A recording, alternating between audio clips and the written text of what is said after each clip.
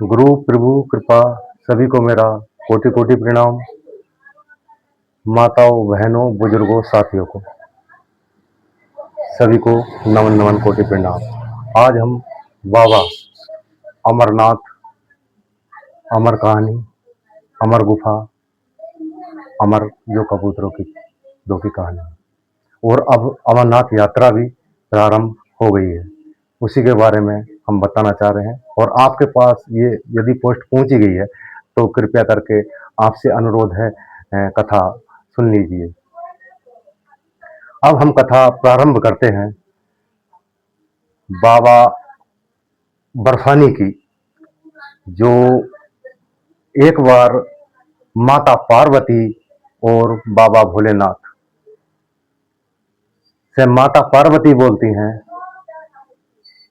हे स्वामी मुझे अमर कथा सुननी है, आप मुझे अमर कथा सुनाओ। तो बाबा भोलेनाथ कहते हैं कि जब समय अमर कथा सुनाने का आएगा मैं आपको अवश्य ही कथा सुनाऊंगा। कुछ समय बीतता रहा। बीतने के बाद जब समय नजदीक आया, बाबा भोलेनाथ माता पार्वती से बोले, अब अमर कथा सुनाने का समय आ गया है, अब आपको अमर कथा सुनाते हैं, चलो चलते हैं। वो चलते चलते सबसे पहले पहलगांव में पहुंच गए। जब पहलगांव में पहुंचे, वहां पहले उन्होंने अपने नंदनी महाराज को छोड़ा, जिस पर ये सवार होकर के चलते हैं। बाबा भोलेनाथ ने माता पार्वती से यह कहा था कि यदि कोई व्यक्ति कथा, अमर कथा सुन लेगा तो वह अमर हो जाएगा। ऐसी जगह कथा सुनानी है जहां कोई भी ना हो। जब पहलगांव से आगे नंदिनी को छोड़ करके बढ़ते हैं, फिर चंद्रवाड़ी पड़ती है। चंद्रवाड़ी में वह चंद्रमा को निकाल देते हैं। कुछ समय आगे चलने के बाद वह बासु नाग, जो बाबा भोलेनाथ के गले में रहते हैं, इन्हें बासु नाग बोलते हैं। तो जब वहां शेषनाग एक झील है, वहां बासु नाग को छोड़ दिए हैं।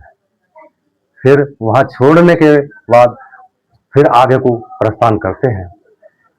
फिर आगे चलने के बाद कुछ समय के पश्चात जो है, चलते चलते एक जगह पड़ती है, पंचतरणी कहते हैं।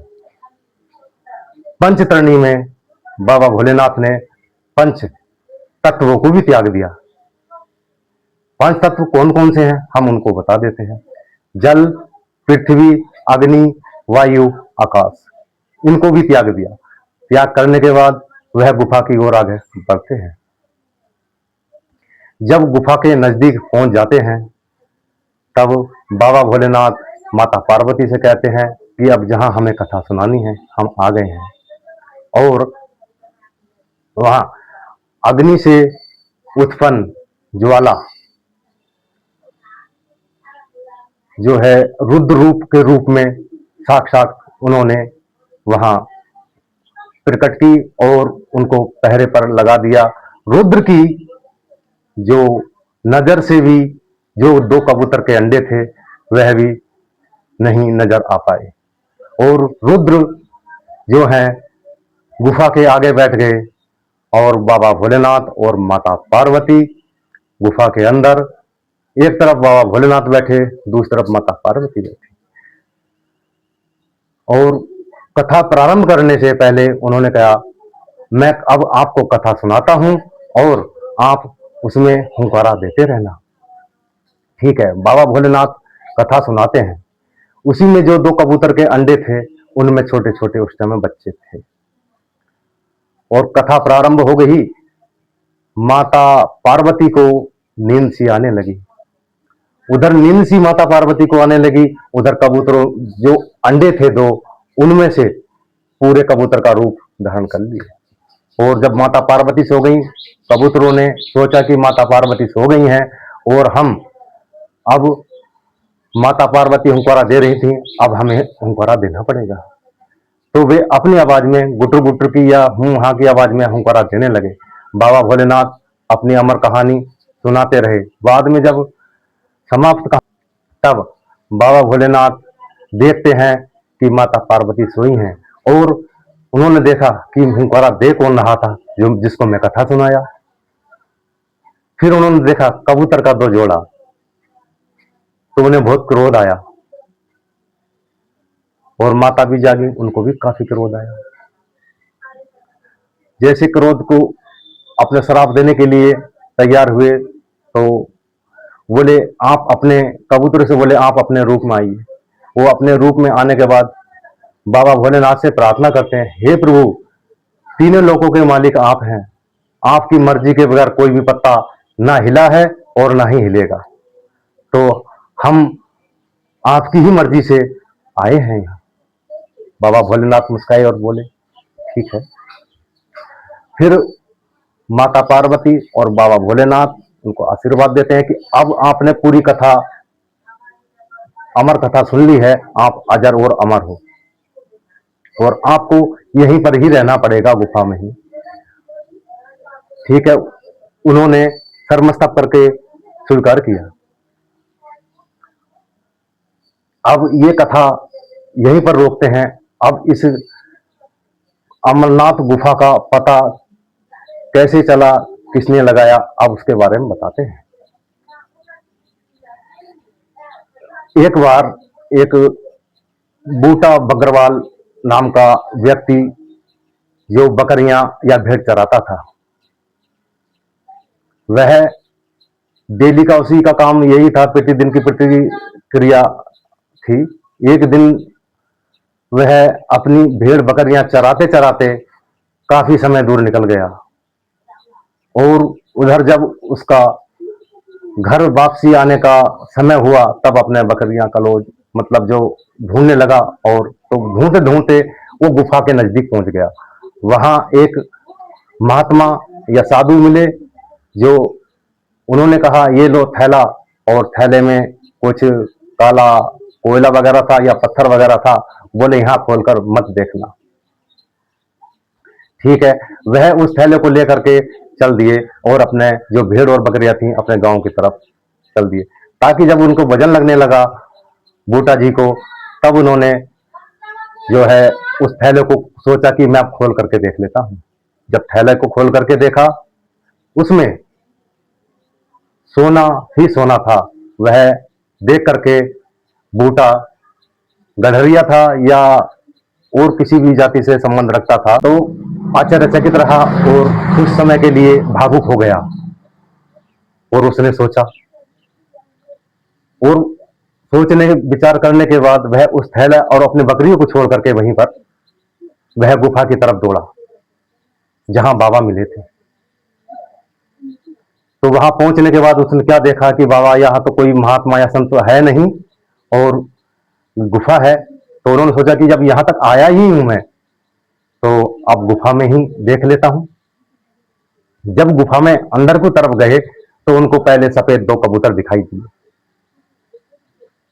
जो वे कबूतर वही थे जो अमर कहानी, अमर कथा सुनी थी। और दूसरी तरफ देखते हैं तो बर्फ का थोड़ा सा ऊपर तक वो लीला को समझ नहीं पाए। वहां से जब वो संध्या का समय होने वाला था, जल्दी जल्दी वहां से दौड़ करके जहां उन्होंने थैला छोड़ा था, जहां अपनी बकरियां भेड़ बकरियां छोड़ी थी, वहां से गांव की तरफ प्रस्थान कर दिए।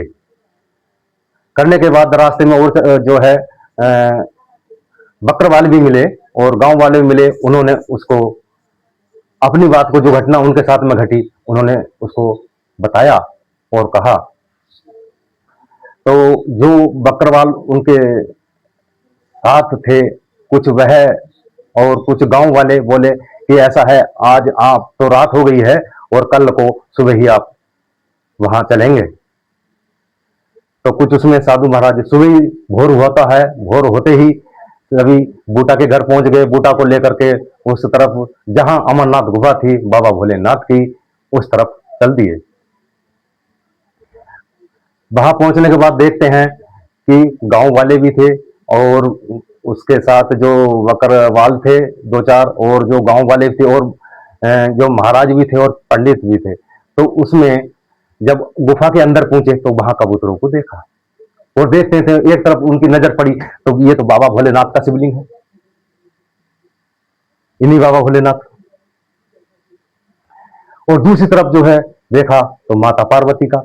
उनमें से कोई व्यक्ति ऐसा था कि वो जो पहले पुराणों से बताया गया है कि इसके बारे में पुराण में पहले भी लिखा गया था और बताया गया है कि बाबा भोलेनाथ की गुफा है जहां बाबा बर्फानी के नाम से जानते हैं। तो वो तुरंत समझ गए ये वही गुफा है जो बाबा भोलेनाथ की है। तो ये वहां से फिर आ जाते हैं।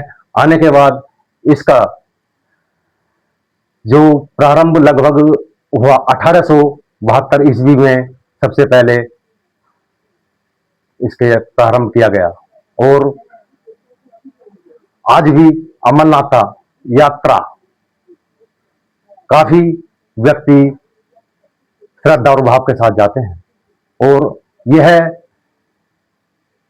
यात्रा जुलाई से शुरू होती है और अगस्त में जिस दिन रक्षाबंधन होती है उस दिन समाप्त होती है। अब हम इस कथा को यहीं रोक करके अब जैसे इसकी जो है ऊंचाई या चढ़ाई या जाने के रास्ते बताते हैं। इसके दो रास्ते हैं। एक रास्ता है पहलगांव की तरफ से, दूसरा रास्ता है बालटाल की तरफ से। जब आप पहलगांव की तरफ से रास्ते जाओगे तो आपको 35 या 36 किलोमीटर का सफर तय करना पड़ेगा भोलेनाथ के दर्शन करने के लिए। यदि आप बालटाल की तरफ से जाते हैं तो आपको 15 या 16 किलोमीटर का सफर तय करना पड़ेगा, ताकि बालटाल की तरफ से जो है चढ़ाई सीधी चढ़ाई है और पहलगांव की तरफ से समतल के रास्ते हैं। तो इसलिए जिस रास्ते से दो रास्ते हैं जाने के। और जब यात्रा शुरू होती है, अब यात्रा चालू या प्रारंभ हो गई है। अब जुलाई का महीना है, 1 जुलाई है और यात्रा प्रारंभ हो गई है। और ये अगस्त जिस दिन रक्षाबंधन होती है उस दिन लास्ट दिन होता है। और इसकी जो ऊंचाई है 12,764 की ऊंचाई पर है। अब जब यात्रा प्रारंभ होती है, ये 1872 से चली आ रही है और अब भी है। इसमें सबसे पहले आपको जाने के लिए भोलेनाथ बाबा बर्फानी के दर्शन करने के लिए, माता पार्वती के दर्शन करने के लिए आपको सबसे पहले रजिस्ट्रेशन कराना पड़ेगा। रजिस्ट्रेशन होने के बाद आप यात्रा कर सकते हैं। और जिन भाइयों ने अभी तक रजिस्ट्रेशन नहीं करवाया है वह करवा करके और बाबा बर्फानी की यात्रा में शामिल हो सकते हैं। उसी में आपको गर्म कपड़े की भी आवश्यकता पड़ेगी। वहां गर्म कपड़ा आप साथ लेकर के जाएं। और रास्ते में बाबा भोलेनाथ की कृपा से, माता पार्वती की कृपा से जगह जगह भंडारे लगाए जाते हैं। और यदि कोई व्यक्ति बीमार या कैसे हो जाता है उसको भी दवाई के लिए चिकित्सा हज का सुविधा दी गई है। उसमें आपका कोई भी शुल्क नहीं लगता है। यात्रा की सुविधा के लिए, जनता की सुविधा के लिए भारत सरकार ने जो है बहुत कड़े नियम पालन किए हैं, ताकि कोई भी आतंकवादी या किसी भी यात्री को नुकसान ना पहुंचे। तो सुरक्षा में बहुत जो है सतर्कता बरती गई है, और ताकि कोई भी ऐसी घटना ना घटे, इसलिए वहां प्रत्येक व्यक्ति को सुरक्षा ले जाना और लाना और रास्ते में कोई दिक्कत ना हो, हर जगह सरकार ने प्रावधान किया है। जैसे हर जगह अपनी सुरक्षा से अनेक भंडारे लगते हैं, कोई आपको फीस या पैसा पेड करने की आवश्यकता नहीं है माता और प्रभु की कृपा से। यदि कोई व्यक्ति बीमार भी हो जाता है, कुछ भी रहता, उसको निःशुल्क दवा दी जाएगी। कोई किसी को पैसा पेड करने की आवश्यकता नहीं है। सुरक्षा बहुत कड़ी कर दी गई है ताकि कोई भी ऐसी घटना ना घटे, ताकि कोई भी पत्ता सरकार की नजर से या जो जवान वहां तैनात रहते हैं उनकी नजर से कोई भी यात्रियों पर किसी भी प्रकार की कोई भी परेशानी का सामना ना करना पड़े। तो जिन व्यक्तियों को बाबा भोलेनाथ, बाबा बर्फानी ने बुलाया है, वो प्रेम से जाएं और बाबा भोलेनाथ के दर्शन करें। और जाते समय अब अब आपने रजिस्ट्रेशन करा लिया है, जिसने करा लिया है, जो यात्री निकल चुके हैं और जो जाना चाहते हैं रजिस्ट्रेशन करवा रहे हैं, और जिन्होंने बाबा भोलेनाथ और बाबा बर्फानी ने बुलाया है, वो अपना गर्म कपड़ा लेकर के अवश्य जाएं। और जाते समय ये बातों का जरूर ध्यान रखें, हमें कौन से रास्ते से जाना है। जिस रास्ते से भी आप जाओगे उसी रास्ते का मैं बताता हूं। पहले जब यदि आप पहलगांव की तरफ से जाते हैं तो आपको नंदिनी महाराज जी का पड़ेगा। उससे आगे जब निकलते हैं तो चंद्र, जो बाड़ी में जो चंद्रमा को उतारे थे वो मिलेंगे। फिर बासुनाग जी जो है, ये जो शेषनाग झील के में छोड़े थे, आपको वह भी मिलेगी। जहां 5 रत्न वहां छोड़े थे वह भी मिलेगा, और बाद में आपको आगे दर्शन होंगे। यदि आप बालटाल की तरफ से जाते हैं तो आपको सीधी चढ़ाई चढ़नी पड़ेगी 14-15 किलोमीटर की। और उसमें यदि उस रास्ते से आप चढ़ोगे तो एक पहाड़ है, पहाड़ में माता का एक अग्र रूप बाहर निकला हुआ है, आप उसके भी दर्शन जब जाएंगे तो अपने आप ही हो ही जाएंगे वहां तो प्रभु की कृपा से। और जब यदि आप वहां बाबा भोलेनाथ के जो प्रतिमा बर्फ की बनती है, माता की बनती है, उसे जब देखेंगे तो वहां जो अमर कबूतर हैं वो भी आप देखने का प्रयास करें।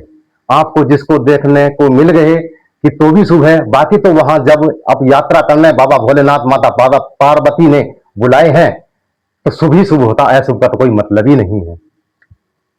और वहां और भी कबूतर मिलेंगे देखने के लिए, आप देख सकते हैं। और आपकी यात्रा कुशल मंगल हो। बाबा भोलेनाथ और माता रानी पार्वती की कृपा से सभी पर प्रभु की कृपा बनी रहे। जय हो बाबा बर्फानी की। सभी से अनुरोध करता हूं हाथ जोड़ करके, वीडियो अच्छी लगे और तो लाइक, सब्सक्राइब और शेयर अवश्य कर दें, ताकि जो मैं अच्छी वीडियो डालूं प्रभु की कृपा से, गुरु प्रभु की कृपा से वो आप तक पहुंच जाएं। सभी को जय हिंद, जय भारत, जय हो बाबा बर्फानी।